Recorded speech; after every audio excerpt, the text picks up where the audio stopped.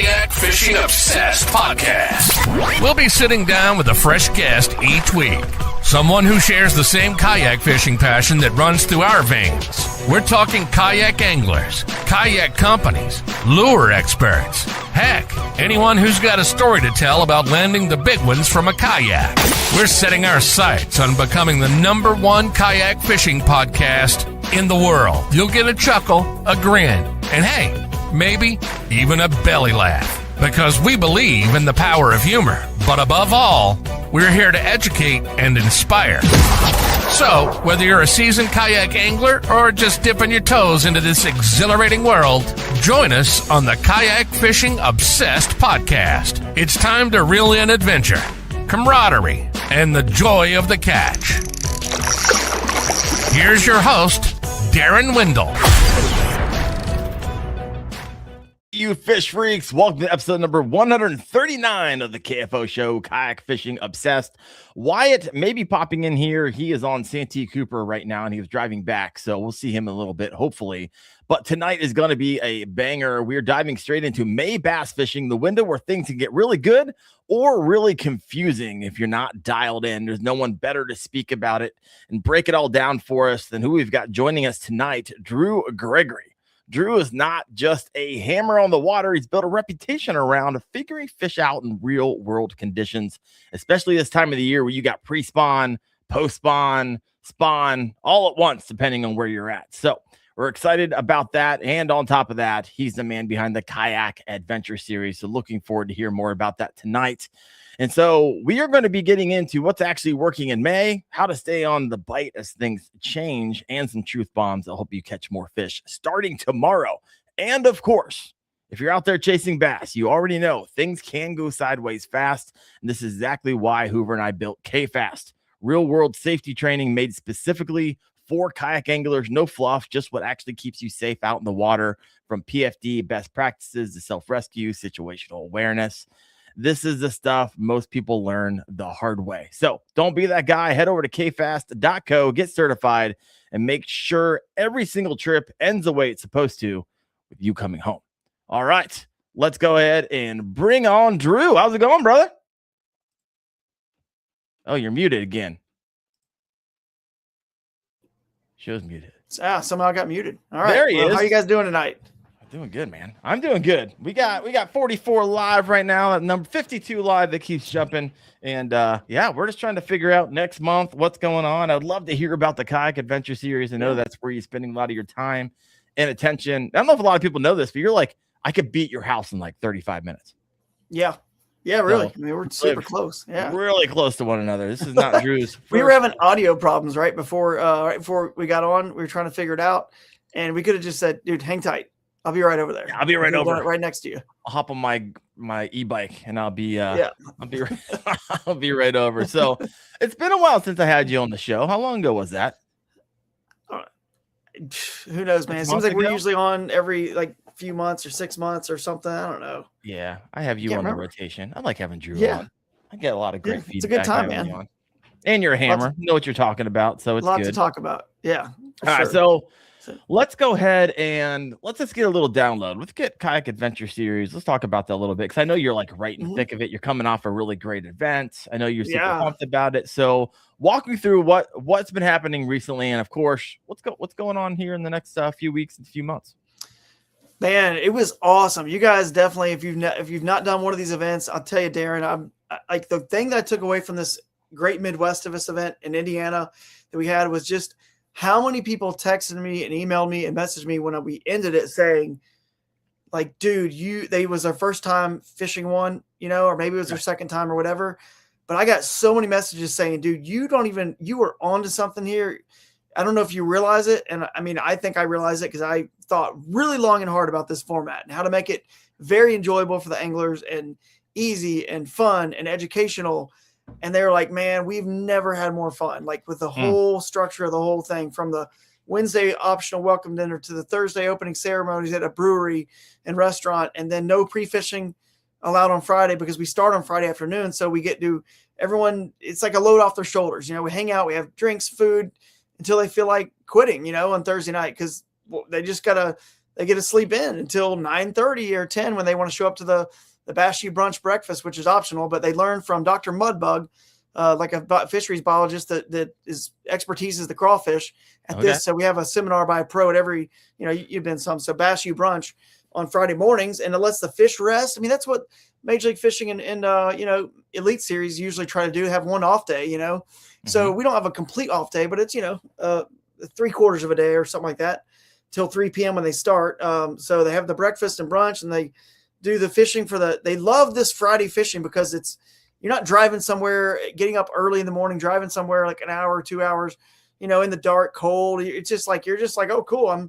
It's 2:00. I'm driving to my ramp, and I get a fish on a weekday in the afternoon and get an evening bite. And, there's not a lot of other public out there on the water. So they've been loving that. So anyway, they just seem to really like the format. And then they didn't say people messed up on Friday. They said, man, that was not it. Like, but we have been given a $250 bonus for the Friday leader, but because it's a 5 fish limit total. Yeah. Doesn't matter. Fish say, hey, I'm not out of it yet. I can go fix my error. Whatever I made a mistake on, I can go on Saturday, get 5 good ones, win the whole thing. Yep. Or switch to the micro. Has that happened, Drew? Has that happened? Is that something that happens often? That happens. It does happen. Well, either that happens, either they had a bad day, or they eventually call out all their Friday fish, which made their Friday fish irrelevant. So my point is, even if you can't make Friday, there's something called the Day 2 Dark Horse presented by Dark Horse Tackle. It's like a prize that we offer them, right? So it's the angler who moves up the most spots from day 1 to day 2.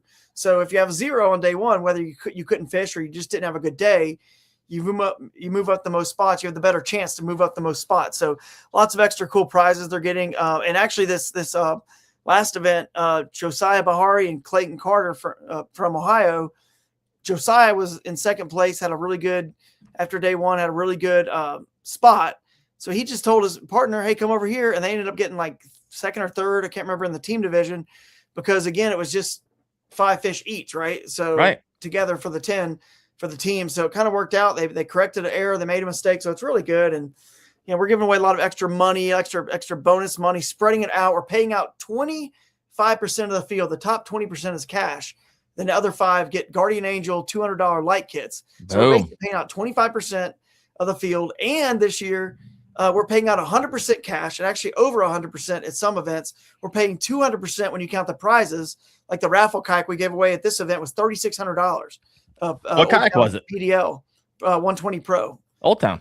Right on. Yeah, Old Town PDL 120 Pro. So I have that Old kayak. Town they didn't have to give us the most, like, one of their most expensive kayaks, but raising money for the ACA this year, the American Canoe Association. So anyway, paying out 100% cash, 200% if you count the prizes, because you guys all get those $100 gift bags just for being the first 50 to sign up. And the anglers are starting to love it, because there's this one thing called Unhooked by D Hooker. Have you seen this yet? We if you send us a cool video of you losing a fish, we all lose fish in a tournament, right? But now you get something for it. The best lost fish video, which is usually like a really good jump, a big fish, it comes off, and the angler is just like, shoots the lure past your face. And they're like just so frustrated. I can actually share. I mean, it's a StreamYard. I can share my screen and show you a good one from the event if you guys want. But because I got all you guys who've been submitting footage, videos up here. This is what's fun about Drew event, right? So if you're fishing that day before, he has drones out there and he's getting this footage, and he actually shows it at the at his award ceremony, which is kind of nice. So I wonder if I put it in here. So there's a lot of good nominees if this Unhooked. One of my favorites, though, if I have it here, we always misery loves company. I just lost a nice one yesterday, so I want to see other people lose it. Make me feel all right. Well, here's some good ones then. Can you guys see that pretty good? Oh yeah, I can see it good. So, the spinning reel. Yeah. We had like 6 lady anglers in this tournament, 5 or 6. Nice. Oh, get over here. Oh no. It's like she had her net out and everything. She was. It doesn't look like it. The angle's weird. She was like, I don't know if I got that. The angle's weird. She got it. And then let's do another one here. Hang on. All right. It's good to know it's not just me. Not just you. Not just you. All of us here. I want to show. Hang on. Let me find the right folder again. It's on the water, I guess. Here we go. Yes, Unhooked. They are fun to watch. So this was a good one too. So we have a tough decision to make. This was a good one. It's on the river. All right. On the river. Oh, got it.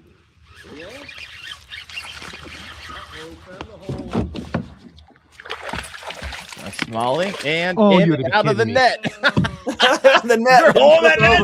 Looks like there's a hole in that net. Yeah, that was a bummer, man. It looks like he. I don't think it was on right through his net. The spray bill nets, and I don't think it flipped out, and then it jumped right over his net. I don't think the net was. No, yeah, it wasn't right flipped over. out. You're kidding me.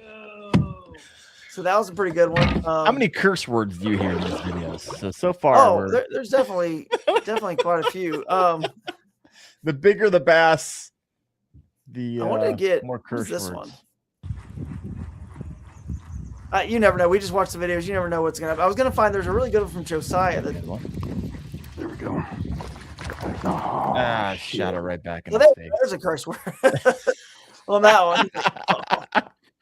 But everyone listening in, they're like, you can just imagine. You hear it. You hear what's happening. Just lures flying by people's faces. Yeah. Fish jumping over nets. But I will show a. What's up, bass? Josiah loses a big one, dude. He loses a real big one. That's why I was trying to find his, if I can, but I don't know. This is it? No, this isn't. That's probably the one we just saw. I may have moved it somewhere else. I don't know where it's at, but you need to make like a compilation, Drew. Oh yeah, we will. We have highlight reels we make at the end. Once we get all these videos together, we do make highlight reels. This is Josiah. He was a high school angler who got second in this tournament.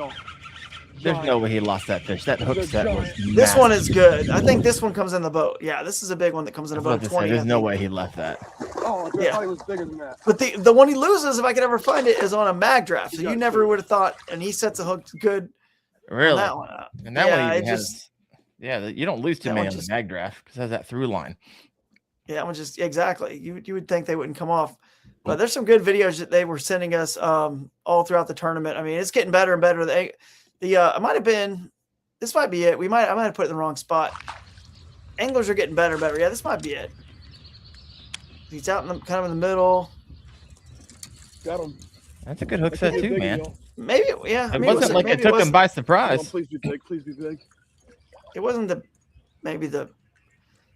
knows, man. Sometimes they just come off, dude. Sometimes they just come off. You just don't get them right. I mean, it's just that's a big fish. Upgrade. Oh my gosh, it's huge. It's huge. Please stay on. Please stay on. Please stay on. Oh, that one stays on. This is the one that stays on, the big one. This is his big one that stays on. There we go. Let's go. It's the emotion. So this is you gotta look around and like, I don't want to say too loud because I don't have a bunch of neighbors that I don't want. Let's go to 20 inches. Exactly. Let's go. I love it. You ever have that happen to you? You get all excited and before you know it, you got 3 or 4 buddies.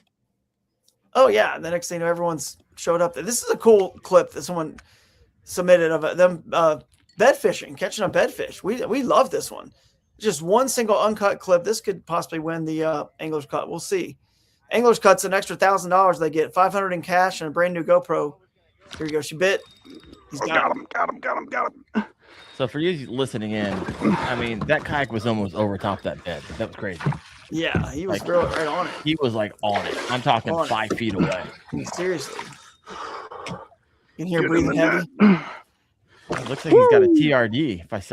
If I got a good peek at that lure. Might have been. Because you guys, I remember when I was at the Springfield one, you guys gave away the Fatty Z from Z-Man. That's what it looked like, to be honest. Yeah. So I got a couple questions over here before we keep on moving on. They're coming in from the comment section. We got Fish in the Sticks saying, hey, I'm going to check out that Wisconsin event. That's loving. And he's got a question for you, Drew. Can you use Insta360 footage or is it strictly GoPro? Yeah. Explain anything. I know the answer to this, but explain. Yeah, use anything, man. Action camera, you can use whatever you want. But for the GoPro Angler's Cut, it's like the $1,000 bonus. Think about it like Toyota bonus bucks. Only Toyota owners can win the Toyota bonus bucks. The GoPro Angler's Cut bonus, $1,000, that has to be filmed with a GoPro any year, any model, it doesn't matter. But for the tournament itself, for everything else, you just get out there and film with whatever you got. Insta360, DJI, GoPro, whatever it is, it doesn't matter.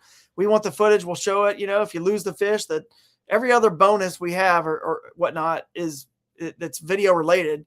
It could be anything. Just the GoPro angler's cut is the only one that has to be GoPro. So yeah. And there's like 1,000,001 ways to win. If you've never been over the Kayak Adventure Series website, head over there. You can see there's a long litany of ways that you can win by doing this and doing that and using this and having that. And so Drew's done a really good job of putting that all together. Bass AF 817's got a question for you. Texas Kayak Adventure I mean, we did Series? one there. We did one there, and everyone's kind of said that we didn't give it a fair shot. I'm not saying we'll go back to Texas, but the time we went there, it was on the back end of the Classic. So we thought, well, people are already there for the Bassmaster Kayak Championship and the Classic. Let's do it on that weekend, right? So we did it there, and we I don't know if we had maybe 50 people show up, but we'll go back at some point. Just to we move around. So we have 6 events a year. We move around all over the country, but we also kind of have some areas that are just really showing out that we kind of have to go to those regions. You know what I mean? Because they're just really supporting us well. So, Texas will be in the rotation. I guarantee you that. We will be back. We went to Lake Bodark. I thought that was going to be really cool too. Yeah. Because it was basically the first year that lake was open, and they were catching double-digit fish out of it that first year. Oh wow. So because it'd been closed, for a while as it filled, and they stocked some big ones in there, stocked fingerlings, and they grew pretty fit. They grow fast there. So, but yeah, we'll go back for sure. I like it. Send us some suggestions. Go with the KS. There you go. Throw in the comment section. Where do you want to see lakes? the next KS? What lakes? Let us know. We'll read them off here in just a minute. Drew, lakes and rivers. We should specify that our format. That's what's unique and different is we let you fish within usually about 45 minutes, maybe as far as an hour from our host city. Where we hold our awards at this cool like theater. So basically, from the theater, you get like that distance away, and we generally include all the public lakes, ponds, rivers, creeks. So you kind of have a new puzzle, a new mystery that's very kayak fishing friendly. You know what I mean? Like these are places, a lot of them that bass boats can't get into. And some tournaments are won on the big lake in that, the biggest lake in our boundary, and some are won on the rivers in a it's river or last creek year. or a small pond. I thought for sure it was going to be caught off of Alum Creek or something like that. Or what's the other popular one there? It was one on the rivers. It was. And so made it happen. Bass Thumb AI is over here in the comment section. Going to be at the Juniata event. This will be my first tournament. Can't wait. And if you haven't seen that, I had Bass Thumb on the podcast about 3 weeks ago. If you missed that, you have to go watch it. This guy has something that's pretty unique out there using AI to help you individually. They're not sharing information. And right now, I think it's still free. So go get that while it's still free before he starts charging for that juice. Anyways, what else we got here? I'd love to see you, man. That's exciting. Welcome to KS. When you get there, come see me. I love it. Get USA Kayak Fishing Magazine over here. Hello, fellas. Roy must have just finished up his own podcast. What's up, Roy? And hopped over here. He had Matt Olevitz on. I need to have him back on the show as well. Oh, yeah. All right, Drew. What else have we got? What's the next event coming up for the KS? So we've got the New River Revival. This one's going to be awesome, man. I mean, it's in May. We're talking May fishing tonight. Anyway, it's perfect. It's May 15th and 16th, Friday and Saturday, and it is going to be just unreal. That is the time to be there. The water is great right now. It's actually a little bit low for this time of year.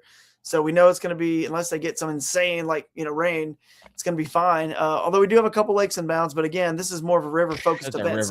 I don't think you're going to want to be on those lakes when this river is on fire. It's beautiful if you've never been there. And this is the best section. We've got Pulaski County as our host city, and it's a county also. It's right on Claytor Lake, basically. So we let fish downstream of Claytor Lake, which is north, which is why I'm going up with my hand, and then upstream of Claytor Lake, which is south. Basically, you get all the way from essentially the North Carolina border and the West Virginia border, and that little sliver of Virginia. It is like the best entire section of the New River there is. And they are 21, 22 inches in there. You just got to find them, but they're in there, and it's going to be an incredible event. We might see Century Belt or close to it with smallmouth, although we've seen that, before in KS in Upper Mississippi. And Alex had 106 inches of smallmouth at Broodstock. They freaking gone. So He yeah, needs to calm down. Century boat with that one. That's awesome. All right, so let's kind of use that as a segue, and of course, you can if something reminds you, obviously, this is your world, this Kayak Adventure Series and fishing and all that stuff. So, use that as a segue to hop into some May bass fishing. I know some of you guys hopped on, and we're gonna peel back the layers of the onion. I just got some questions for you, and Drew, I know you can just rip because you have such a wealth of knowledge here. So, when you think about May bass fishing, let's just go the mistake route. What is the biggest mistake you see anglers making right out of the gate? Well, I think it's that they just want to already just say that the spawn's over and just tell their brains this is what the fish should be doing, and but the reality is May is it could be anything, like you said when you introed the show. So you got to go in there with an open mind. But if you're talking a tournament, which I don't know if we're talking tournament or not, but either way, I guess it doesn't matter. If you go out and you're fun fishing, you want to catch the most and biggest fish too, right? You want to catch as many as you can and as big ones. So I guess it's the same.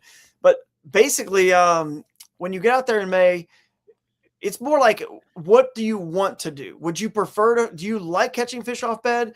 Do you not like catching fish off bed? Do you like catching fish that are pre-spawn, or do you like post-spawn? And there's differences in those, and we'll explain them. But I prefer in a tournament, especially if I can find some fish on bed, that's great because I know where they are. They're not going anywhere if they're locked on bed.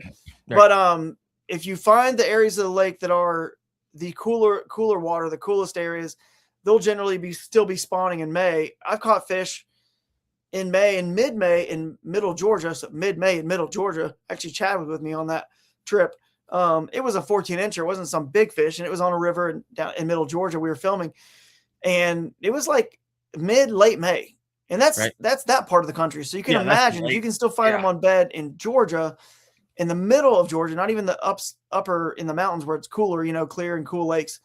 You could find them. So don't forget they might still be on bed. And then the other thing I would say, one of the biggest mistakes I see people make is that fry guarding bass, that's more likely what you're going to see. If you see anything related to the spawn, it's going to be fry guarders. Okay.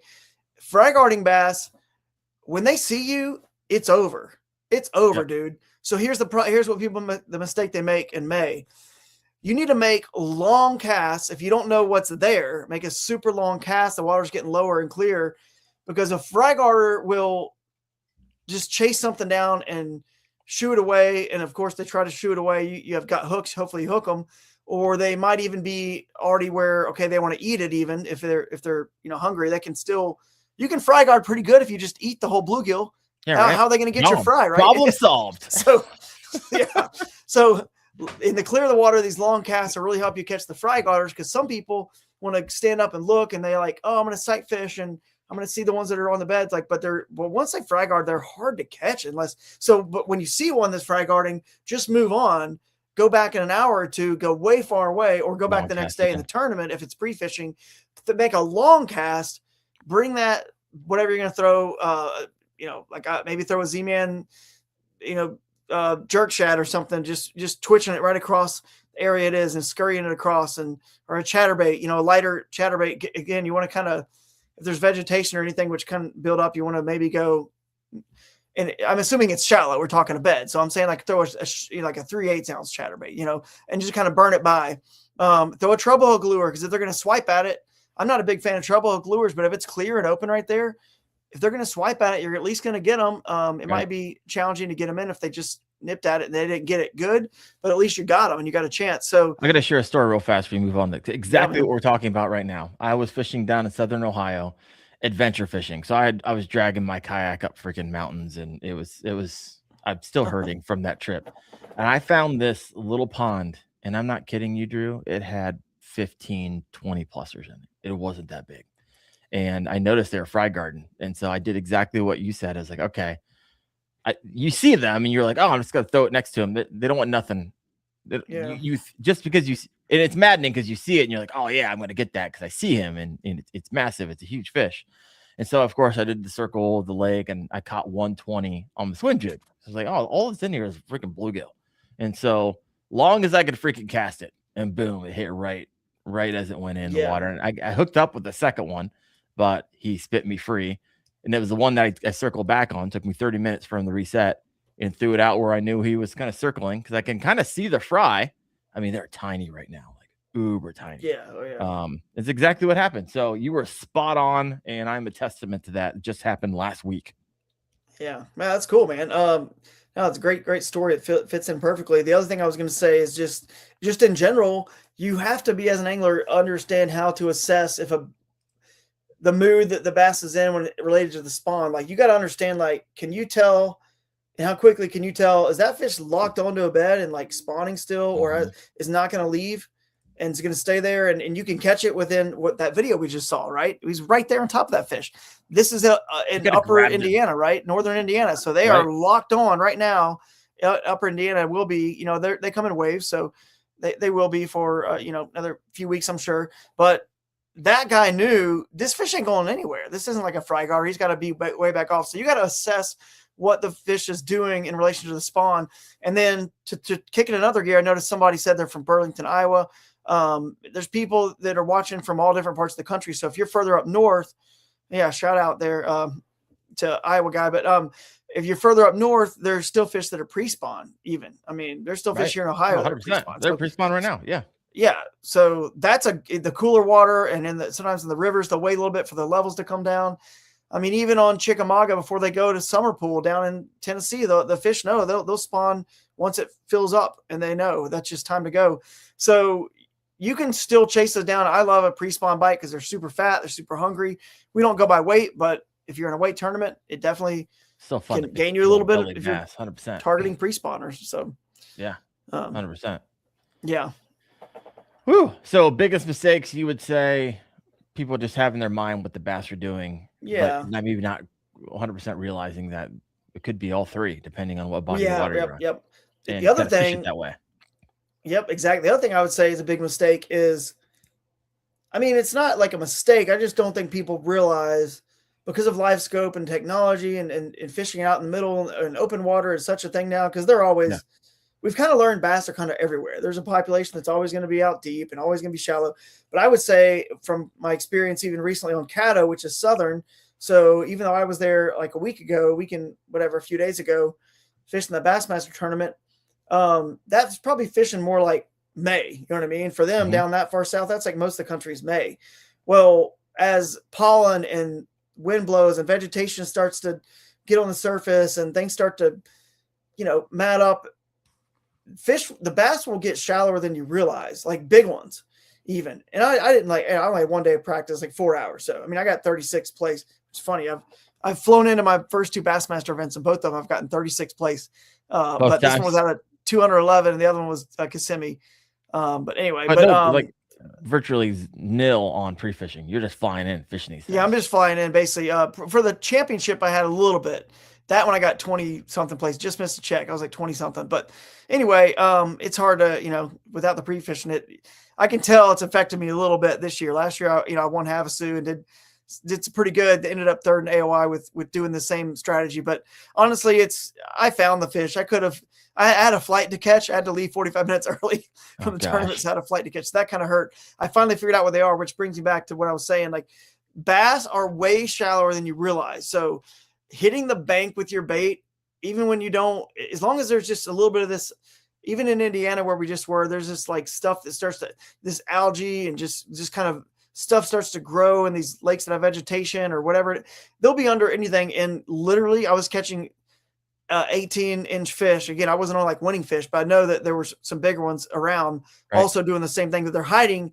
They were in 8 to 10 inches of water. I'm not kidding you. Their backs are out of the water, but little vegetation's covered them up. My buddy saw him on a bed because the fin was out of the water. It's like I saw the fin and then I saw the shadow and he freaking threw a Yamatanuki 2 inches, probably a foot in front of his mouth and boom, nailed it. 18.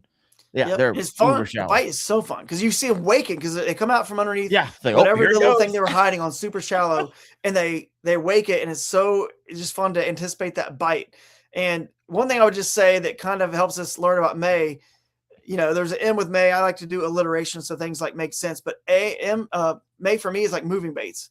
So moving bait May or May for moving baits, however you want to remember it. You can probably come up with the best way to do it. Order that, but they move for stuff in May. The water's warmed up everywhere to the point where a cold-blooded creature like that, it's not true in April, but by the time you get to May, water temperature doesn't matter anymore because there's like this zone, kind of like us, right? I think everybody's happy 65 to like, high 78, 80 degrees. Oh, yeah. So everyone's pretty darn comfortable. No one's like, oh, freaking out. I got to go under a tree and get shade, or, oh, I got to get Right. warm. It's too cold at 65. There's a zone where bass are the same thing we are. They're just like, it's all good for them. Game And I on. think it's 60 Slow, to like 80 degrees, 60 fast. to 80 probably. Slow, medium, doesn't matter. I'm eating it. Yeah, exactly. But you can move now. It's the point where it's warm enough.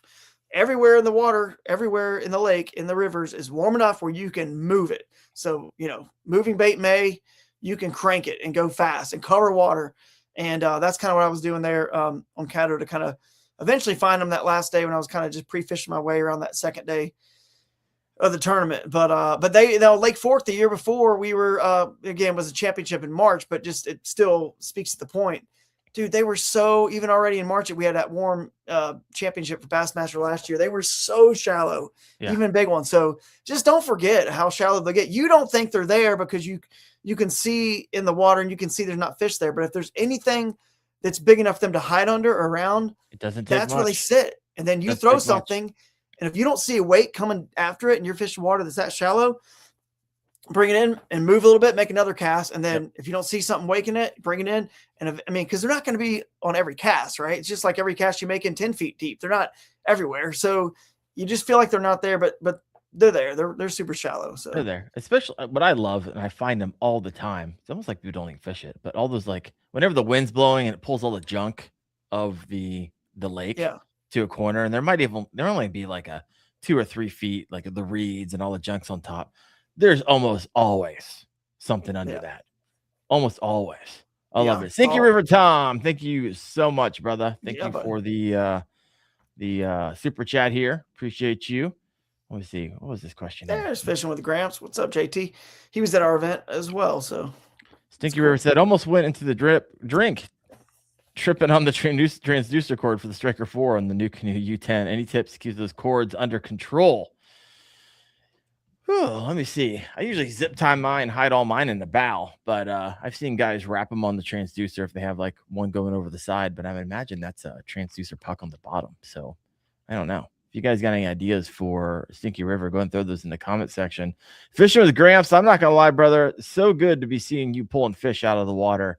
So I've been loving seeing that, loving seeing you back active, catching pike, catching bass. You're the freaking man.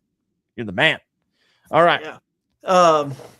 More May stuff. I got more. If we bring in chat comments if people have questions. But I was going to say my next thing in May you guys start thinking about is, especially the further south you go, right at the beginning of May, you're starting to get into like a lot of more bugs and hatches, and your frogs are more alive. You got even our guest speaker, Dr. Mudbug, Reed Morehouse was talking about how crawfish, even still up in like Indiana, they're not even out yet. They're not like out and active, but by the time May hits, your amphibians, your snakes, your lizards, everything else, and your hatches, your mayflies, and everything else start hatching. So that's the other reason why I'm telling you they're so shallow, because they're waiting for these frogs to jump in. They're waiting for it. They haven't had a chance to eat frogs all year. They're finally, again, remember guys, we're talking about the whole country here. So obviously frogs have been out in, March further down south, but in general, you're just getting to that point where everything else is coming alive, the hatches. So you'll get in clear water. May's pretty cool too. You can find, generally start to find like clear water, and you can probably find murky water in that same fishery. You know what I mean? It's not like it's summer where everything's just crystal clear yet. You still have enough rain and there's not quite enough evaporation where you got good flows coming in from rivers. You got fish that start to, after they spawn, the ones that aren't resident river fish, you do have some fish that want to start exploring and just feeding their way wherever their life takes them. Some of them start heading up some rivers. Even that time of year, if they're lake fish that are right close to a river, they might start doing that. But anyway, yeah, just they're just shallow also which brings me to just saying, hey, May is for topwater. It's for moving baits, but it's also just like insane, probably the best. That's why the new river for KS, I think topwater is going to be just like ridiculous. But I think topwater is on fire in May, so stick to it. It's a great way to catch a huge fish because they can't see your line. You can throw 50-pound braid. They don't see it. It calls them up, big buzz bait, big, plopper, chopo, spinning image, something that just like makes a ton of noise, a spook. And it's just a lot of huge fish are caught on top water in May because they're feeding up if they are post spawn, feeding up heavily. So I'm telling you, my favorite bait has got to be that jerk shad from Z-Man. Put it on one of those ZWG hooks they have, and just burn it across the surface. And, 1/8 ounce weight because it floats. Elastic floats. Chunk it out there and just burn it across the surface. And if there is vegetation, the beauty of that bait and why I think it's so much better.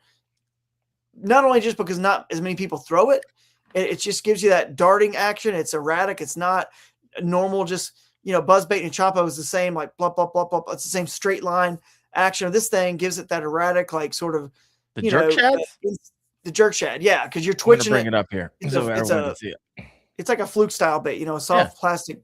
But basically, if you can get that, you put it like a 1/8 ounce weight on it, and again, it basically floats because the elastic is buoyant. So, which is the beauty of the Z-Man stuff is you can add weight to it, and it's because it neutralizes it.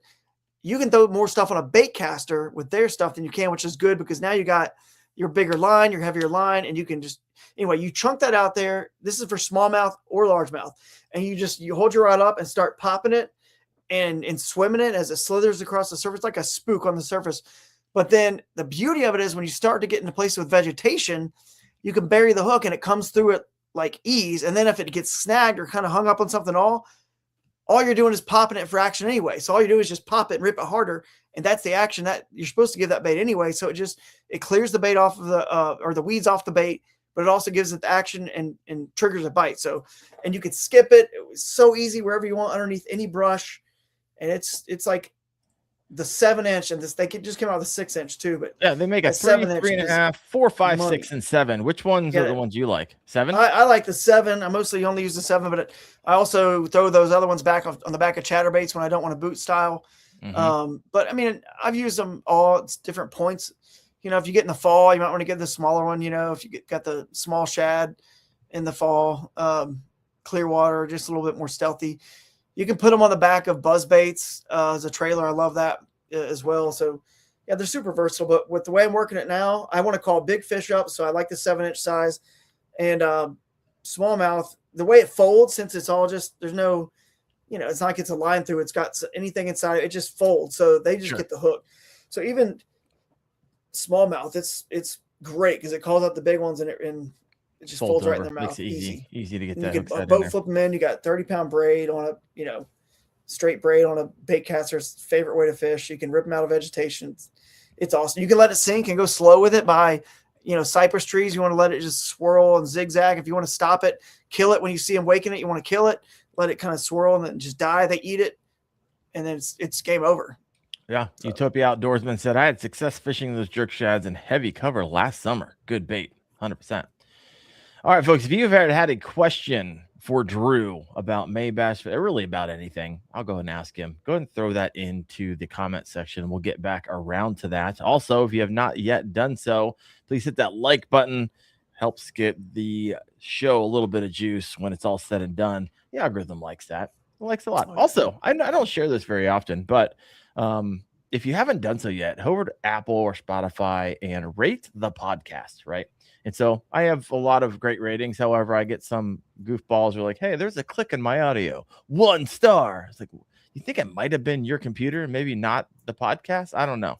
Pretty crazy. But every once in a while I get those 1 star, 0 stars. And it takes a whole lot of positive reviews to keep that up there.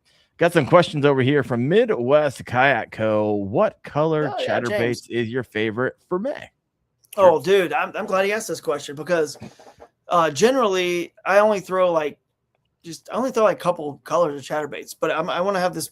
I don't have the skirt on this one. I wish I did, but I want to have the bluegill color, and then like a murky water. I like to throw something like this. It's like white and chartreuse, basically. Mm-hmm. Actually, it's got a jerk shad on the back of it right here. But the bluegill is the one that I don't have the skirt on this one. I could see one later on. I'd show it to you, but this is the head of it. But anyway, the bluegill color, the bluegill pattern is probably my favorite because the water, that's basically what I use in clear water everywhere. If it's clear, I go bluegill. Mm-hmm. If has some stain to it, I like that white and chartreuse kind of action. There may be one other color I use sometime, but basically that's it. I mean, maybe I use that golden shiner sometimes, but What type of chatterbait are those? I like the I mean, gosh, I use them all, but that new Elite Evo is good. Yep. It to me, you can go tungsten, you could do the one without tungsten. I know they're discontinuing the tungsten one, so but to me, I know it's like, I mean, yeah, they're discontinuing it. I don't know if you know that or not. I do now, but you know why? Yeah. The price of tungsten has gone up over the world like insanely. Yeah, but people will So pay it doesn't make it does you're not going to pay the price they have to charge to sell it. You're not going You'd to be pay surprised what I would pay. Well, that's true, for but fishing gear. But there's why. Wyatt, what's up, brother? Is he frozen? He's at relaxed retreat right now, and they have zero internet. So he's like, "I'm going to try it, and we will see." And I could tell by how he's gone. Well, he'll come in here if he gets in here. Cool, whatever. You know, I'm sure he's busy winning something or trying to put his trophy somewhere. He's on a roll. He's on a tear as of late. So good for Wyatt. Yeah. Well, really quick. So we have a thing, Drew, going on because Wyatt has a job, but he's never there because he's always fishing and he's always calling off. And so every week we do a segment called "Does Wyatt Still Have a Job?" And I don't know how he still has a job, but I'm not entirely sure. Someone says tungsten's up 300%. That is wild. Okay, see, that's why. Yeah, we haven't discussed if he has a job. I don't know. Wyatt actually called me today. He was on Santee and he was telling me his fishing adventures. He said he caught a 21, some 18s and 19s, and they said he lost a couple donkeys punching. And he said he had one. And you guys if you were punched before, he went to set the hook and it like sprained his wrist because it was so big. Where it pulls back and you weren't expecting it. And unfortunately he didn't land it, but he's like, my wrist still hurts from that hook set punching. Wow, so I don't know. Sounds like a log to me, Wyatt. Sounds like a log. Right. I love that beaver says that 10-pounder I lost. It's like 100 lures in this giant log under there. Oh, that's fun. Yeah, that's what it is. But I will say that's the one to use. Just the Evo is great because here's the thing, man. So when they came out of the tungsten, everyone's like, "Whoa, tungsten!" And I'm sure they're like, "You can feel it better." And I'm thinking, have you ever not felt a chatterbait? No, I think I feel a chatterbait every time. And they're like, "Yeah, but it's a different sound." And I'm like, "Well, I would buy that argument if we knew that the different sound it made somehow could prove that that's the sound they like better for some reason. Like, what makes you think what if they like that sound worse? What if that sound doesn't? I mean, everyone's just trying to make all this stuff. It's like about why. I'm like, I don't think they care. I think they like them both. I think it doesn't really matter. I think you're not trying to get ahead. You're not trying to get a lead head bait smaller, the lead smaller in a bait. It doesn't really do you a lot of good on a chatterbait because the profile of a fish is obviously much bigger than this teeny little head. So why are we trying to get it smaller? Sure. If anything, you should be arguing it should be getting bigger with using a 10 or something else like some other material because then you can make it like bigger and the profile is more of the size. So anyway, I don't think it matters personally too much. For like a Texas ray or something like that. Yeah. If you want a smaller, right. All right. Yeah, I'm not sure it really matters for a chatterbait, but either way, they stock up on them now. If you didn't know, they're going away, I think. But they might be back. Who knows? Ebb and flows of tungsten. I guess I don't buy a lot of tungsten. I don't know. We'll see. Yeah. Steven Surgeon said Wyatt was sitting in the dark. Maybe Wyatt doesn't have a job. I honestly don't know. I didn't ask him today, but it's one of those things. I'm sure you would make his wildest dreams come true if you fired him, whoever he works for, which I know, which he hasn't shared, so I'm not going to share it yet. All right, what else do we have here? We got a bunch of comments over here. Wolf's over here. Wolf said, now, mind you, I bought like 20 of those tungsten ones to eBay resale for millions down the line. That's a good comment. Look at these two handsome gentlemen. He bought them to resell. Did you guys ever see the Office episode where Dwight Schrute has that Christmas toy? He bought them all so that they would be out of stock, and then he's meeting up with people and selling them for like a giant profit because he knew it was the one. Anyway, Wolf his 9:16 comment is the one that reminds me of that one. 9:16 p.m. there, where he bought 20 of them to sell on eBay. There you go. Makes sense. Makes sense. It does. All right, we got some questions over here. Hey, fellas, just bought a PDL 106 as my first fishing kayak. I bought most of the relevant upgrades from Navarre. Any tips for river fishing out of it? I'm on the, I don't know how to say that. Monongahela. How do you say that, Drew? Monongahela. Monongahela. There we go. The good news about a PDL, you've got depth in that river pretty good, unless you're way upstream. So that pedal drive is good. And what I would say about that is obviously it's going to help you fish upstream pretty good. That's when I have a motor on, the river kayak, like the Shoaly that I use, Torpedo on the back. I go upstream and fish my way that way. It's just a little bit better to just hold yourself with the current.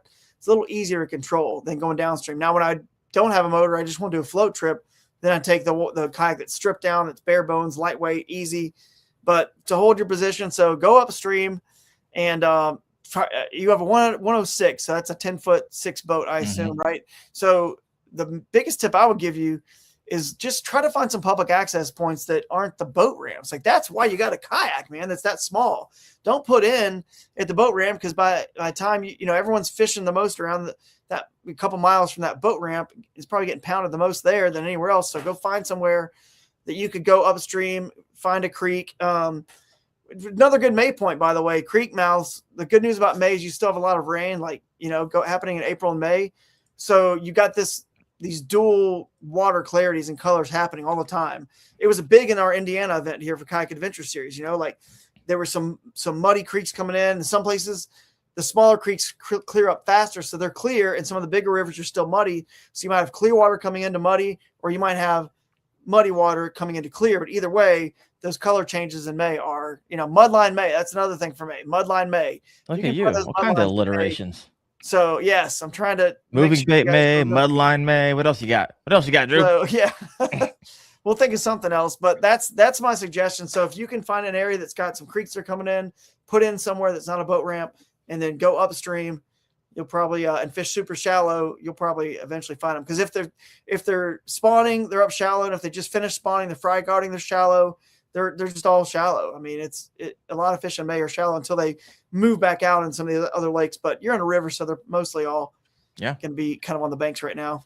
I got not three too far questions from me, by the way, coming from the comment section. So this is what I love about having a live show, and I put I don't love just running off the show and just ignoring everybody who's listening in. So we got a lot of questions over here. I'm going to get to them. Charlie Sanders Fishing question. Drew, you're going to love this. How do you stay confident in keeping it simple, shallow water fishing? Drew's like, that's weird. So confident. It is tough. I'll say this. This is an individual sport. If you go back and you look at everybody's results, you see them and hear about them when they pop, when they're like, oh, they won, or they're up in the top 10, but you don't really go and look. But it's just like, fishing's just tough in general. Like, no matter what, it's tough. And you have to remember that and stay mentally in the game of fishing, because even for the best anglers, it's super tough. I mean, I can tell you tournaments this year that just barely squeak. Kissimmee was tough, barely squeaked limits out there, or even on second, they didn't even have a limit. Still finished 36 because that was so tough. But anyway, point is, but fishing super shallow, it's one of those things where they're there, and that a lot of the pressure these days is with the electronics is going offshore ways. You don't use that technology that shallow, how shallow I'm fishing. And you can't use live scope very well that shallow, because they're also hiding under and behind stuff that the scope would never show. You can't always see it if they're behind and under stuff that well in thick vegetation. So I have a little bit of confidence just thinking, it's not getting as pressured as much as it even used to. Right. So, but I also know that the places I like to fish that people kind of, this mythical lore or whatever, like Drew goes in all these crazy places, and I do. But the thing is, I go and explore them, whether it's practice or just I don't really get a lot of practice these days, but in the past, when I go explore, the bummer is they don't all just have magical, giant fish that just win tournaments. They don't. That you go there. I went there actually on Caddo and pre-fished one area that I'd done pretty good in the past at, and it was kind of this super out of the way. I don't think anybody else has really ever been there. But it was horrible, dude, horrible. So they're not everywhere, but what keeps me confident, back to this question, is the fact that I eventually, you stumble on enough of these places that are magical, that are less pressured. You have them to yourself. And I just want to find something in a tournament that no one else is on, even if it's not winning spot per se. I'd much rather be alone catching fish that are just unpressured, just in the, peace and quiet by myself, and be able to take my own time and pace in that area and still be able to, maybe still have enough fish to catch a check, or it's good. Maybe it's not winning fish. I'd still rather be there than having to grind out some community hole around a bunch of other people. It's just the way I like to fish. But anyway, I just stay confident because I know that eventually you will stumble on enough fish are shallow, and winning fish are shallow. You just got to find them. And I know that it's not easy for everybody, no matter where they are, deep, shallow, whatever. So just got to hang in there, because the hardest part is, I'll end with this. Shallow fish aren't in giant schools of 30 and 100. Okay. That's just the fact. They're onesies and twosies. They're not really, that's the hardest part. And you got to know that going in. So you got to cover a lot of water. On a river or creek, there's only one alpha that would matter in a tournament. In some small creek, like one alpha fish that would matter on your 5 fish limit, like again, I'm just kind of being general here, 1.5 miles or 2 miles. There might be one that would really matter, maybe two, maybe a couple, that could still be on your stringer, and you just got to cover a water, man. And just that way, but fish fast. Cause when you fish shallow, you can fish fast, because either it hits the water and there's the first few cranks, there's an explosion on your bait, or a wake you see, and then you can reel it in if it's not, and then keep moving and keep casting. So that's the thing. Just fish fast when you fish shallow. I like it. So I like it. All right, got a bunch of comments over here. Here's CT Yak Bassin. Had a super tough bite during the first term this year in CT. Found a Yamatanuki bite. Placed top 5. That's what the Yamatanuki does. I love that freaking bait. Freaking so stupid. Does it? But I love it. All right, here's a couple more questions for you. Next actually came in from Low Life Angler and Wolf of Walmart. What? Oh yeah. Does the blade color matter for your chatterbait? Absolutely, dude. Now, really quick. I mean, has it been noticeable for you? That's yes. All right, go ahead. So absolutely, I do not. If it's murky water, it's not going to matter. If it's murky, really, it's really not going to matter that much. If it's really stained, it's probably not. That's why you could use a painted blade, like the big blade chatterbait. They make them in these bright orange painted blades. But once it gets like, a foot and a half of visibility, something where a flash will matter. You see this thing flashing right here off the light? It does that like a spinnerbait, and it's like critical for me to have a blade that flashes, because it can draw their eye, and they'll notice that, and then they go and then they see what it is and they hone in on it. If it doesn't flash and it's far away, they might be keyed in on something this direction. And again, bass can see in 350 degree radius, so almost all the way around. So I want to alert them, signal them, and then all of a sudden they see that flash. It's like they can sense it and see it kind of with that side of their eye. That I don't know how they see and focus in. I guess they're like us. They can only focus in on a certain percentage, but it's like us. So I can see this way right now, but I can't focus in on it. I can see it and I know that it's there, and I can see a flash. I could if something moves, I can get my attention. I can see it. That's the way they are. But I want that flash because it'll get their attention, and then they go over to it. So if it's clear enough, once it's like a foot and a half, it's at least flashy enough where it might matter when it goes by something, and they could hone in on it. Once it's like a spinnerbait. Once they hone in on the flashing, and they're attracted by the school of what a spinnerbait looks like is a little school of fish, right? Sure. Or a little, like a 5-inch fish or a 3-4 inch fish eating a couple 1 and 2 inch fish. Either way, when they get there, what do they eat? They eat the actual bigger one that your trailer's on and your skirt's on, your hook's on, right?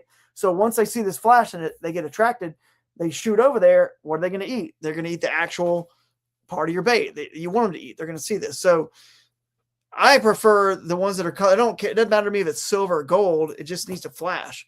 But I use the other blades. The other reason I don't like the painted blades, the flat painted blade on that big blade is fine. But I will say this, and I think the Evos have some of this going on, and some of the all the chatterbaits do. I avoid the ones that are painted and have the specks.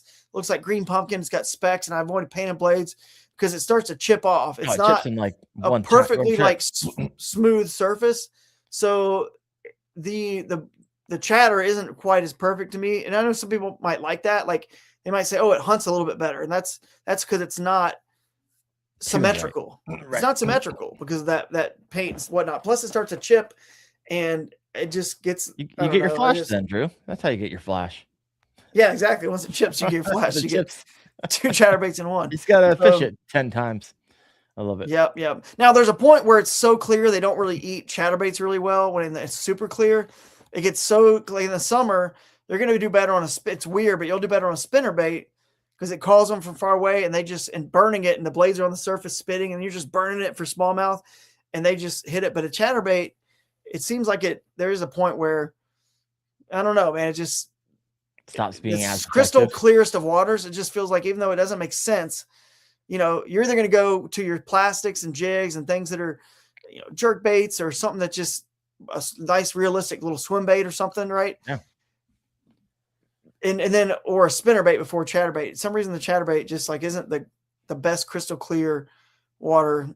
We both live in the same area. Where are you finding this crystal clear water in Ohio? Because I haven't found it in 40 years. Well, there's some private lakes around that have, but I hardly have time to fish in Ohio, man. Kids and family keep me so busy. I'm always just out, fishing the Bassmaster and running this other stuff. But I do take the kids and the family out and fish a little bit. Love it. Here's a question for you. I got a couple of questions coming from Utopia Outdoorsman. We were talking about the Nuki a second ago. Do you fish the Yamato Nuki at all? I don't fish it. Is that? But basically, that's just because I'm not sponsored by them, and I'm under contract to not fish any other plastics but the Z-Man, and so I wouldn't ever I can answer throw anything like that. But I know it's a good bait. It works good. Isn't that one that's like a little? It's a little short one. Looks like a bowling pin when you stick it up. Yeah. Yeah. No, that's really cool. Yeah, really cool bait. It's really versatile. Especially, that's what my buddy, he got it. We wrecked them down in Southern Ohio on it. And I like the 3.5. I've got the most bass. I've got a 7-pounder last year at Ohio on the 3.5. However, the 4.25 is also good. Yeah. I like the 4.25 because when it rips out like it always does, it becomes a 3.5 and you could get all extra life out of it. So there you go. Looks cool. I've seen it. It looks cool for sure. It's money. It really is. It's a lot of fun. I love throwing it into like laydowns. Yeah. Love it. And it just flutters down and it usually just gets nice. Nailed. Yeah. Nailed. All right. Other questions here. Here's a good question from John Molnar. Drew, do you use any kayaks other than the Shuley? My Shuley was flawless on our Shenandoah River tourney last weekend. Yeah, it's a great boat. I don't really use any other ones than that one because every once in a while I use the Smalley, but basically I'm a little bit lucky because I do have one that's a Shuley that's lighter than it's supposed to be, and it was accidentally made with less plastic, so they couldn't sell it. So I do have a little bit lighter ones, which is kind of nice. So it's basically the weight of the Smalley. So anyway, but I have that. So the Smalley is nice because you can, it's a little lighter. You can get it in and out of different access points. And there are times when the Smalley will be a little bit better for tight quarters, the size of it, the length of it. Believe it or not, even I've won tournaments in the ultralight from Crescent that the width of that thing, literally just the width being 30 inches, right? Yeah. Allows got you to get into and through places that no other kayak and no one else could have. Now, is it super rare to find a situation? It's like Keith Bochet, fishing out of his Gator Tracks boat or something small like that. Somebody trying to do that style in the bass boat world. Every once in a while, that boat, exactly that width, the size is just a little bit narrower or lighter or whatever, where he can get somewhere somebody else can't, and it matters. But not very often. But anyway, the Smalley is a little bit better for stuff like that. But the Shuley, it's just easier to stand in. I think for most people, it's a boat they prefer because I have, that light one, and because I've got multiple Shuleys set up for different ways. Like I got one double power poles and one that's for just the Torpedo, and one that's the lightweight one that has nothing on it at all. So it's literally just 50 pounds, just pick it up, 45, 50 pounds, whatever it is. So I don't really, because I feel like it can do anything and everything. I can take it offshore. I feel totally comfortable in it. I can take it in big water. It's fine. It handles waves great because it's a river boat. So, but you can make this is a cool segue to a point about kayaks. You can turn a RVR or a Shuley, or you name any other riverboat out there. You can turn it into a freaking good lake boat by putting a motor on it. Because the reason they're good riverboats is they're pretty maneuverable, right? The Shuley is very maneuverable. The bad part is out there with a paddle and no motor, you can get blown around by the wind, spinning circles on a lake, right? Sure. But once you put the motor on it, it negates all that. It's over. Now it's just a great lake boat because it's small, it's nice. You can still stand in it. You can do everything in it that everybody else can. And you got the motor, so you're not going to spin around. But can you turn a 13 or 14 foot gigantic heavy boat that's like I said, into a great riverboat and make it all of a sudden turn quick and easy? No.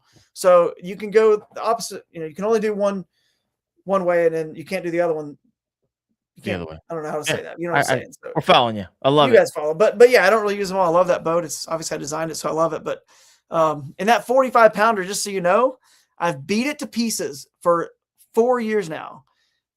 Yeah, 4 years. And even though it's under, like 45 pounds of plastic shot weight, I've scraped. That's my riverboat. It's just destroyed on the bottom. Still can't get a hole in it. So they're tough boats, man. I like it. Here's a good It's question nice. for you coming Yeah, in we got from some the great comment questions, section. guys.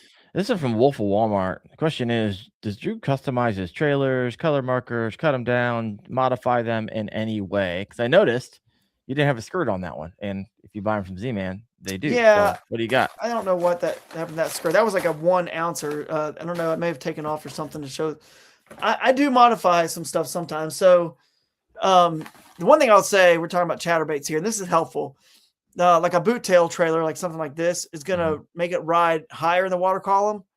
It gives it lift. That boot tail lifts the actual whole bait, plus the last tech, of course, floats. But basically, you can turn a half-ounce chatterbait, depending if you put let's say you put a 5-inch diesel minnow or something with a paddle tail. That's especially if it's buoyant plastic like this is. You can turn a half-ounce chatterbait into a fish like a 3/8 ounce without cutting off, retying a 3/8 ounce on. And then you could put a straight tail on like this, and it's going to sink faster. And then it fishes like a half ounce again with one bait. You don't have to retie. So that's one thing.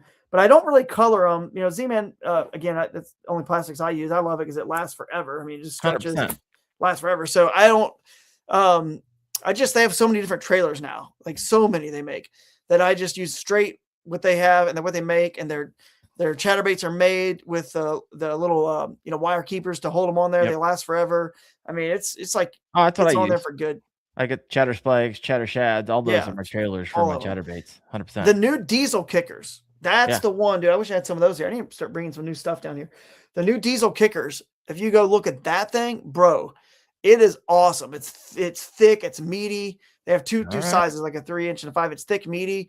And then the two, it's like those billy goats they made, and have you ever seen the goats, the billy goats? They have those two like little paddle. So this thing there's 2 of them like that, but it basically, they come together. It looks like it's a fin, just a fish, right? And it's a wider, taller profile. But that thing is really good on the back of a chatterbait because it's thicker and meatier. It helps it skip, and it's a real good thing. So yeah, I don't really do a ton of. The only thing I do, like, if I assume he's talking about chatterbaits, but like on the cross-size jig, a little smaller, which they're discontinuing that jig. I don't even know if they have it on the website for sale. The cross-size jig, the cross-size power finesse jig, the small one. Okay, that one right there. So I do cut down the Pro Crawls like elastic crawfish bait. So Pro Crawls, I cut it down.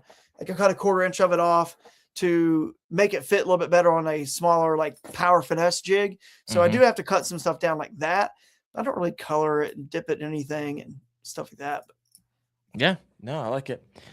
We are going to I'm going to slowly start landing this plane, only because I have to get up at 4 a.m. tomorrow, drive to Cleveland, fly to Maine, and do some content with Malone Auto Racks. So I'm excited about doing that. So pumped up. That'd be great. But that's an early morning for me. So a couple more questions for you, Drew. And these are some questions that I have. What's a May bass fishing myth that needs to die, in your opinion? What's something you hear all the time and it kind of like irks you? You're like, that's not true. That's not true. Nope. I feel like we kind of even did some of this at the beginning a little bit about that the bass are done spawning. But again, it depends on where you're at. I mean, they're done in Florida. I mean, but like I said, in middle Georgia, they were spawning and still spawning. Again, I think your biggest ones definitely spawned earlier, but just they're I don't know. I guess that's probably it. The one we talked about earlier, just that it's it's over, and it's not over at all, because fish, they spawn in waves, first of all, and a female can spawn several times, and they will, because especially in rivers, because flooding and stuff happens. So think about like grapes. The fisheries biologist told it to me this way one time. It's like when they check their eggs, some grapes on the vine are ripe and ready to eat. Some are already like dying off, right? And some are not ready yet. That's the way their eggs are all wound up in their body. So when they have a group that's ready, boom, they're going. So that's kind of a myth. People think, oh, it's super warm and like late February, March, they're just going to go spawn. Well, they can't really spawn until that first round is like ready. And, a human, like female, it takes 9 months, right? So Mm. there's a time period it definitely takes for them to get ripe and ready. They can't just because it gets warm. But here's the thing though, at some point over time, because fish spawn in January, December in Florida, whatever, like November, somewhere in Yeah. time, that fish, when it was born or whatever, I don't know how this works, but it was spawned originally, whenever it spawned there in that November or December, it's probably going to be one of the fish that does it November or December the next year. Like that's its cycle, its timing. But they might go for a few. So I would just think that's one of the myths that I think we kind of debunked earlier, and that they're just all heading out deep now. I just don't think that's true until later in May and June, when they're kind of finally like in lakes, at least going back offshore. Yeah. I think it's been a long time since they had and again, not every bass is the same. Been a long time since they had a frog or a lizard or a snake to eat or anything like that, or a crawfish, stuff that's more, sometimes that's a lot of return on effort, especially if you get one. That's a lot of food versus maybe something else that they're doing. So yeah, I get they it. enjoy You think the so? diversity. But there's had conversations with them. Yeah, I think so. I think they enjoy diversity. I like to talk to you. Yeah, for a long time. I think they're like sick of. Now, there's definitely some that are like, all right, let's get back out to the shad, and that's just kind of who they are and what they do. But that's the same with us, man. You got people who want to live on the mountains. You got people who want the beach. You got people that want to live on the river. You got people that want to live on the lake. And bass are no different. They're just they're just ones that are like resident to the river or this area or wood and bluegill eaters, and that's who they are and what they want to do, where they want to live, and it's all working for them, and they're like, I'm happy.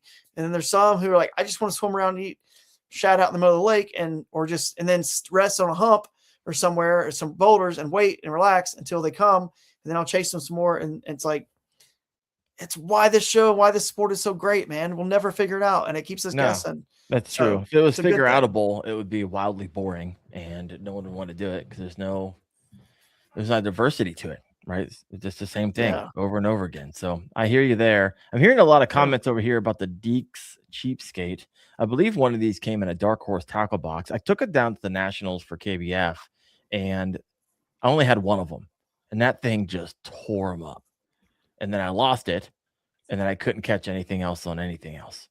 And so I don't know if it was just the timing, but I will give a testament to that Deeks chatterbait as a great alternative if you happen to see one or get your hands on one. And you got a lot of people over here too. Bass Thumb AI, Deeks, Wolf of Walmart, Deeks. And so Low Life Angler's got one tied on right now. So solid.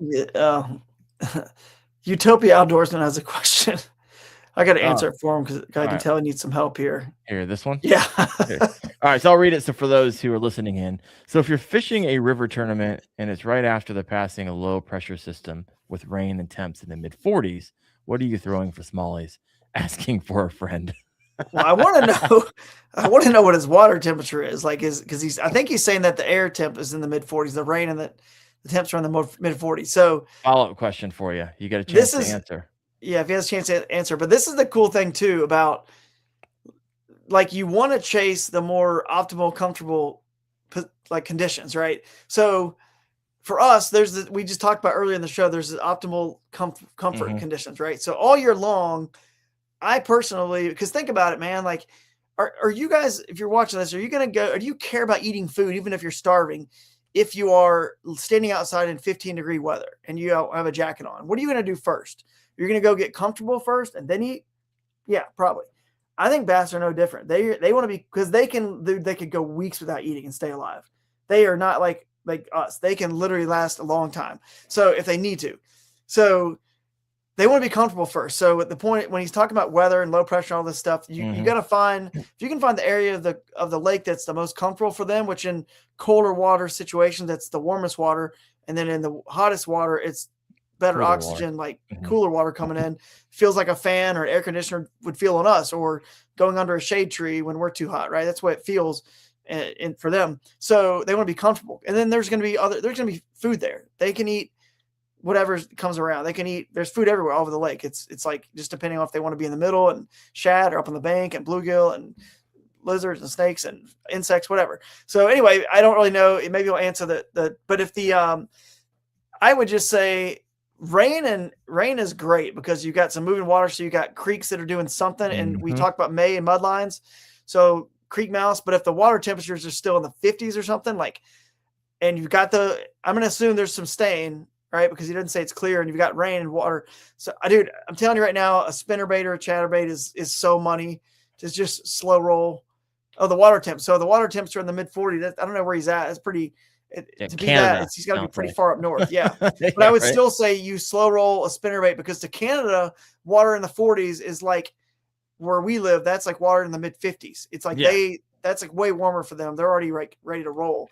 So if you have water in the 50s in Florida, they're like, they don't touch anything. But in Canada, they're like, let's go. So it's kind of like, now that I live in Ohio, everyone's like, oh, it's 50 degrees and sunny. They're in shorts and flip flop. We're like, down south, they're like freezing still. Because anyway, I know, trust me, I used to live, I grew up down south and lived there most of my life, and last 5 years here. So anyway, mid 40s. Yeah, man. I'm telling you that the swim baits, if it's clear enough, the swim baits, they're in pre-spawn. So you're going to be able to throw like a swag, a 5-inch swag, or even that bigger one with the bottom hook, something like that. Something, if it's murky enough, or where you need that chatterbait or spinnerbait to really put off some vibration, that's what I'll go with. Because they're going to be, don't worry about low pressure. I'm not saying it's BS and none of it's true about low pressure and high, and whatever, like high pressure, and which one is, well, low pressure is actually good, but high pressure, as they say, is bad. So low pressure, they should really be chewing like a spinnerbait or something. But all that pressure stuff, it doesn't really matter, because we got to go when we got to go, right? We have to go to the tournament and fish it. So if the water temperature is warm enough, I don't think, like everyone was saying, that the day two on Caddo is going to be really cold that morning, a super cold night, cold front, just shock these fish. They're not going to be hitting moving baits. They're not going to be shallow. And I'm like, I'm over there going, nah, this water's been too warm for too long. It is not going to change a thing. And it didn't. I mean, they were up shallow. Like I said, they were eating 10 inches of water. They were hitting moving baits. I mean, just, it's all up here. People they get psyched out. So yeah, it's almost information overload sometimes when you start filling it with all the information available to us nowadays. It's wild. It's true. It's crazy. Yeah, can be for sure. Well, Drew, I'm gonna have to land this plane here, because 4 o'clock's gonna roll around soon. But I'll give you anything you'd like to share. I know we shared it early on, but some people pop in, they pop out. What's the next tournament or the next few tournaments that you have that people can sign up for the KAS? The next one is the New River Revival. And if you want to, I'm sharing the flyer right there if you want to share it. But New River Revival is on the May 15th and 16th, and it's in the best section of the New River. So basically, you got from the West Virginia border down to North Carolina. If you've never been to a KS event, you're about to be blown away by, I mean, first 50, you get $100 gift bag. You win all these extra prizes, for being the furthest person that came from the furthest away. Win a pair of cross kick shoes, or the first two. You get a couple new anglers win a pair of cross kick shoes. Stuff, just all this random stuff that you don't really have to even pay attention to. The first person who catches a bass on Saturday morning, the very first bass, gets a $400 light kit from Guardian Angel. And the last person to catch a bass on Friday evening gets a $400 light kit from its first and last bass. Break out the wacky worms. Yeah, what's that, wacky worms? Break out the wacky worms. Get your first bass. Just the first one. Yeah, man, that first catch you better be, or the last bass on Friday. So there's all kinds of fun stuff that you don't really even have to know about. Now you can go to our bonuses program. There's other obviously stuff there too, but go learn about it. We have seminars. Jeff Little is going to speak along with Jameson Redding. They're going to do on the water seminar for the Bass U brunch on Friday. You're going to learn a lot. You're going to see a lot of people, that you follow on YouTube, Creek Fishing Adventures, John Dalton. He'll be at that one, and a bunch of other, folks that you guys know and see and follow. So it's just a fun time. Come have fun with us. We pay out 100%, like we talked about at the beginning, over 100%, including the prizes, close to 200%. So the next one after that, the Juniata Regatta, and that one is also going to be an unreal smallmouth event on the Juniata River, which is not too far from us over there in Pennsylvania. Yeah. So after that, we go to Wisconsin. We have one the weekend after the Bassmaster event. So if you want to stick around and stay in Wisconsin, we start on Friday. So rest on Monday, practice Tuesday, Wednesday, Thursday, and then opening ceremonies is Thursday. The brunch on Friday, and then boom, you roll into the event, and all in just 1 week. Taking off of you can take a 1 week of vacation. You could do them both. So I love it, man. Well, Drew, Yeah, and always Broodstock's the finale's in Tennessee. I'll mention that last one. So Oh, there you go. centralized. So Yeah, you're coming down. You only got a few more left, handful left. yeah, I guess so. 4 left. Oh, man. So we'll see you guys there. Yeah. Drew, always appreciate you. Head over to kayakadventureseries.com, sign up, check those out, learn a little bit more about it. And Drew, always appreciate your time and all the value that you bring to the podcast. Man, a lot of nuggets of truth in there. And if you didn't take away something from this podcast, you weren't listening. So appreciate you. Also, next week, I'm going to have Debo. We're going to come smash up again, and we're going to have Berkeley on. And we're going to be talking about some designers of the Lab series. So we're excited about that. Followed by the following week, one of my favorite guests, we're going to have Science of the Strike back on. And so we had them on a couple months ago, and they agreed to come back on again.